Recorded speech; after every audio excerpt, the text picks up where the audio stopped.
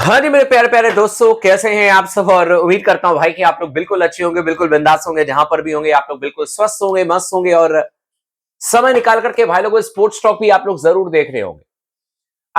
भारतीय team world champion बनी, हम सब ने सेलिब्रेट किया, खुशी का मौका था और सबने एंजॉय किया, इसमें कोई शक नहीं। लेकिन आज मैं गौतम गंभीर, जो कि भारतीय टीम के हेड कोच हैं, उनका इंटरव्यू देख रहा था। और जो बड़ी बड़ी बातें उन्होंने कही है वो मैं आपको बता देता हूं कि क्या उनका मेन टारगेट है, वो मैं आपको बता देता हूं। लेकिन साथ में इस पर भी चर्चा करेंगे कि क्या इन तीन खिलाड़ियों के लिए अब टीम में जगह बनाना बहुत मुश्किल हो चुका है। क्या एक बहुत बड़ा फैसला आपको बहुत जल्द सुनने को मिलेगा, और ये कौन से तीन खिलाड़ी हैं, इस पर चर्चा करेंगे। चैनल को सब्सक्राइब कर लीजिएगा दोस्तों, अगर आपने अब तक नहीं किया है तो वीडियो को लाइक कर लीजिएगा और लगातार अपना प्यार, अपना सपोर्ट बना करके रखें स्पोर्ट्स टॉक के साथ में। और जो भी खबरें आएंगी, क्योंकि अभी देखो मार्केट में ज्यादा खबरें हैं नहीं। भारतीय टीम वर्ल्ड चैंपियन बनी है और फिर अभी सभी प्लेयर्स जो है छुट्टी मनाने के लिए चले गए हैं। आईपीएल की तैयारी में अब कुछ दिनों के बाद लगेंगे, तो आईपीएल से जब शुरुआत होगी उसके बाद फिर न्यूज आपके लिए आने लग जाएंगे। बाकी जो भी इंफॉर्मेशन आएगी मैं आपके साथ में शेयर जरूर कर दूंगा। तो इसीलिए आप लोग भी जरा चैनल को देख लीजिएगा और वीडियोस को जरूर अपने दोस्तों के साथ में शेयर कीजिएगा। सबसे पहली बात आपको बता दें कि भारतीय टीम का जो नेक्स्ट असाइनमेंट है ना, क्योंकि मैं इंटरनेशनल फॉर्मेट की बात कर रहा हूं, वो 1 जुलाई से लेकर के 14 जुलाई के बीच में भारतीय टीम को 5 T20 मैच इंग्लैंड में खेलना है। लेकिन 14, 16 और 19 जुलाई को 3 एक दिवसीय अंतरराष्ट्रीय मैचेस हैं। क्योंकि बहुत सारे लोगों के सवाल आ रहे थे कि यार किंग कोहली को कब देखेंगे, विराट भाई को कब देखेंगे खेलते हुए। तो भाई विराट भाई को तो अभी आप देख लोगे आईपीएल में धूम धड़ाका मचाते हुए, रोहित शर्मा भी धूम धड़ाका मचाते हुए नजर आएंगे। बट इंटरनेशनल लेवल की बात करें, इंडियन जर्सी में अगर आप पूछना चाहते हो तो वो आपको खेलते हुए नजर आएंगे 14, 16 और 19 जुलाई को। लेकिन सवाल यहीं पर आता है, क्योंकि विराट कोहली, रोहित शर्मा अब कम मैचेस खेलते हैं। T20 से इन्होंने संन्यास ले लिया था 2024 में। टेस्ट मैचेस से अचानक ही संन्यास लेने का घोषणा, मतलब उन्होंने कर दिया, ऐलान कर दिया। किसी को पता नहीं था कि संन्यास लेंगे, लेकिन दोनों ने फिर ऐलान कर दिया। लेकिन यहां पर सबसे बड़ा सवाल यह है कि क्या ये जो तीन खिलाड़ी हैं जिनके बारे में अब हम चर्चा करने जा रहे हैं, गौतम गंभीर का जो इंटरव्यू आया है, उन्होंने कहा कि नेक्स्ट टारगेट उनका वर्ल्ड टेस्ट चैंपियनशिप में भारतीय टीम को फाइनल तक ले जाने का है। और 2027 में जो वर्ल्ड कप है साउथ अफ्रीका में, उसको लेकर के भी उन्होंने कहा है कि जरूर रोड मैप हम लोग तैयार करेंगे, चयनकर्ता बैठेंगे, मैं बैठूंगा, रोड मैप तैयार करेंगे, प्लानिंग तैयार करेंगे। लेकिन ये तीन खिलाड़ी जिन पर हम चर्चा करेंगे, क्या ये प्लानिंग का हिस्सा होंगे? और उसमें सबसे बड़ा नाम आता है भाई साहब, भारतीय टीम के पूर्व कप्तान, 2 आईसीसी ट्रॉफी जिताने वाले प्लेयर रोहित शर्मा। रोहित शर्मा के बारे में मैं इसलिए चर्चा कर रहा हूं भाई लोगों, क्योंकि आईपीएल उनके लिए बड़ा इंपॉर्टेंट होगा, देन इंग्लैंड सीरीज उनके लिए बहुत इंपॉर्टेंट होगा। और यह भी हो सकता है, क्योंकि देखो मैं एकदम सच बात आप लोगों को बता रहा हूं भाई, एकदम सच बात।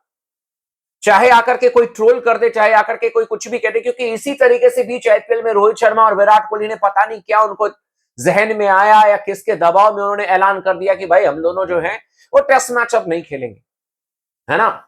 तो कहीं ऐसा ना हो जाए कि बीच आईपीएल में फिर से झटका लग जाए कि भाई अब ओडीआई में नहीं खेलेंगे। लेकिन अगर खेलते हैं रोहित शर्मा, ऑस्ट्रेलिया में रन किया था रोहित शर्मा ने, लेकिन उसके बाद रोहित शर्मा का साउथ अफ्रीका वाले सीरीज में अच्छा परफॉर्मेंस नहीं था।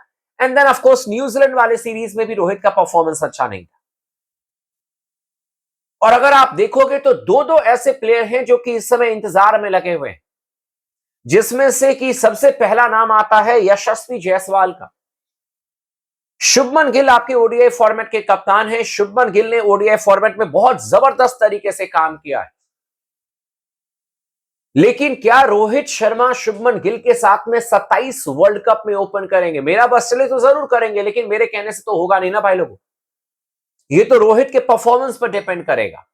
ये डिपेंड करेगा कि किस तरीके से रोहित शर्मा इस टीम को लेकर के, अपन जो अभी मुंबई इंडियंस के मैचेस होंगे आईपीएल में, उसमें किस तरीके से रन बनाते हैं, चयनकर्ताओं को क्या वाकई में अट्रैक्ट कर पाएंगे, क्या चयनकर्ता भरोसा जता पाएंगे रोहित शर्मा पर कि यार इनको 2027 वर्ल्ड कप तक हम लेकर के चलेंगे।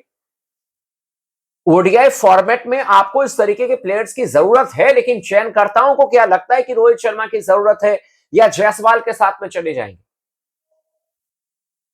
अगर और देखो बैकअप के तौर पर तो ईशान भी है जो कि ओपन करते हुए 200 रन उन्होंने बनाए। रोहित के नाम पर 3 डबल 100 है ओडीआई क्रिकेट में, लेकिन इस समय हाल फिलहाल में उनका फॉर्म अच्छा नहीं है और जो एक्शंस लिए जाते हैं अब ऐसा है ना कि जैसे ही T20 वर्ल्ड कप आप जीते हो, समझ रहे हो, तो कोच की वैल्यू और बढ़ गई है, गौतम गंभीर की का कद और बढ़ गया जो कि बढ़ना चाहिए। तो अब अगर वो फैसला लेंगे तो मुझे लगता है कि बीसीसीआई उनको सपोर्ट करेगी, बीसीसीआई उनसे ज्यादा सवाल नहीं करेगी। आप समझ लो, जब कोई आप टूर्नामेंट हारते हो और उसके बाद आप आनंद फानल में अगर बहुत बड़े एक्शंस लेते हो तो जरूर उस पर एक बार सोचा जाता है, लेकिन अगर आप वर्ल्ड कप जीते हो तो उनका भरोसा और बढ़ गया गौतम गंभीर का। तो रोहित शर्मा को आई डोंट नो, उनको प्रूफ करना होगा कि वो 2027 के लिए एकदम फिट हैं और हिट हैं, बल्ले से रन बना रहे हैं।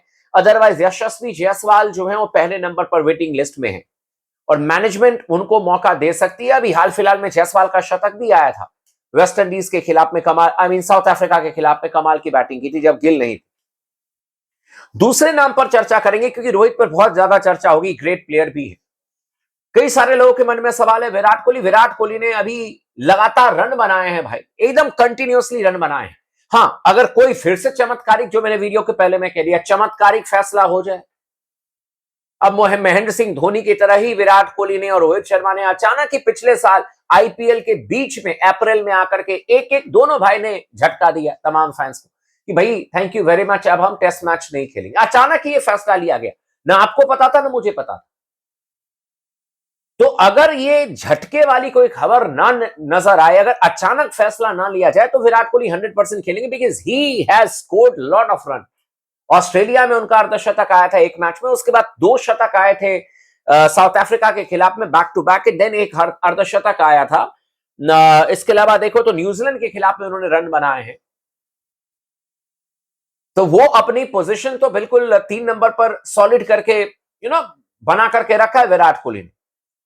लेकिन रविंद्र जाडेजा को लेकर के चर्चा होगी क्योंकि रविंद्र जाडेजा तब खेलते हैं जब अक्षर पटेल को बाहर बैठाया जाता है, लेकिन अक्षर पटेल ने जो परफॉर्मेंस किया है उसे देखते हुए मुझे नहीं लगता है कि रविंद्र जाडेजा को अब मौका दिया जाएगा ओडीआई क्रिकेट में, बिकॉज अगला जो असाइनमेंट है 2027 वो ओडीआई वर्ल्ड कप, वो ज्यादा इंपॉर्टेंट आपके लिए हो सकता है। T20 फॉर्मेट में अब अक्षर पटेल ज्यादा ना खेले, जो इंपॉर्टेंट प्लेयर्स हैं वो अब आपके लिए ओडीआई ज्यादा खेलेंगे, ये आप समझ लीजिए। और इसीलिए मुझे लगता है कि रविंद्र जाडेजा का भी अब ओडीआई टीम में जगह बना पाना मुश्किल नजर आ रहा है मुझे। उनका हाल फिलहाल में परफॉर्मेंस भी अच्छा नहीं रहा। और तीसरे नाम है हमारे भाई साहब मोहम्मद शमी। आखिरी बार चैंपियंस ट्रॉफी में दिखे थे, लेकिन शमी भाई की वापसी अब नजर नहीं आ रही है क्योंकि डीएसपी सिराज वहां पर वेटिंग लिस्ट में है, अर्शदीप सिंह है आपके पास में, जसप्रीत बुमराह ओडीआई मैचेस खेलेंगे, देन आपके पास में मोहम्मद सिराज हैं, ये हर्षित राणा आपके पास में है। तेज गेंदबाजों की सूची में देखें, आपके प्रसिद्ध कृष्णा आपके पास में, बहुत सारे गेंदबाज हैं। तो ऐसे में लगता नहीं है कि अब मोहम्मद शमी को आप ओडीआई फॉर्मेट में या किसी भी फॉर्मेट में खेलते हुए देखोगे। तो ये 3 प्लेयर हैं जिनको लगता है कि शायद अब ओडीआई क्रिकेट में इनको वापसी। रोहित शर्मा एंड रविंद्र जाडेजा के बारे में तो ऑफ कोर्स मैं कहूंगा कि बहुत मेहनत करनी होगी अपने आप को 27 तक ले जाने के लिए, लेकिन शमी भाई के बारे में मैं कहना चाहूंगा कि शायद अब इनकी वापसी भी ना हो, ऐसा मुझे लगता है। बाकी आप लोग का क्या कहना है, आप हमें कमेंट में जरूर बताइएगा दोस्तों।